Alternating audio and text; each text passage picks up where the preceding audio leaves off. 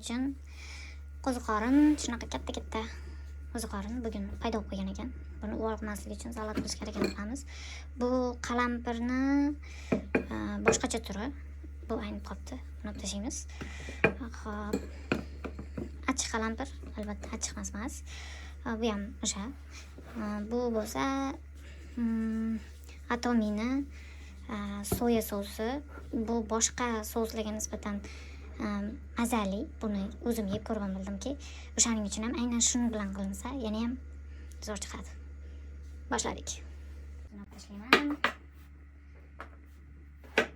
Ikkiga bo'laman va shunaqa qilib to'g'ralaman. Ovoz yoqib qo'ysam? Yo'q. Meni ovozim chiqadi. Qalampirni birinchi yoqqa qovuriladi, chunki qalampirda hidi chiqish kerak, yoqqa chiqish kerak, mazasi chiqish kerak. Endi yog' qo'yamiz. Yog'ni unaqa ko'p qo'ymaymiz. Chunki yog'li bo'lsa, bemaza bo'lib ketadi.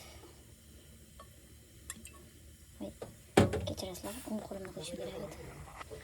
O'ng qo'limni qo'yay.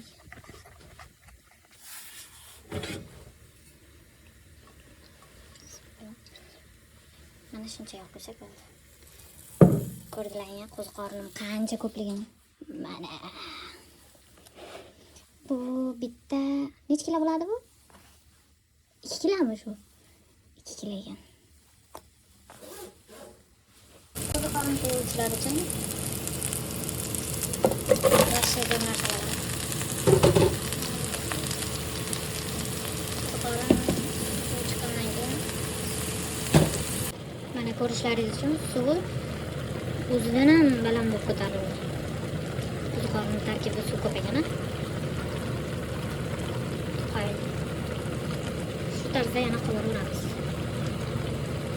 Suv tortilishi kerak-da. Shungacha qovuramiz. Do'stlar, qo'ziqorinimiz tayyor bo'ldi. Qani, tatib ko'ringchi, qanaqa chiqibdi ekan.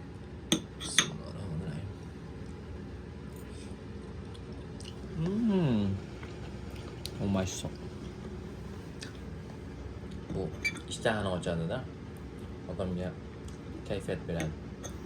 Kayfiyat beradimi? O'ta yoqqan o'tgan safar.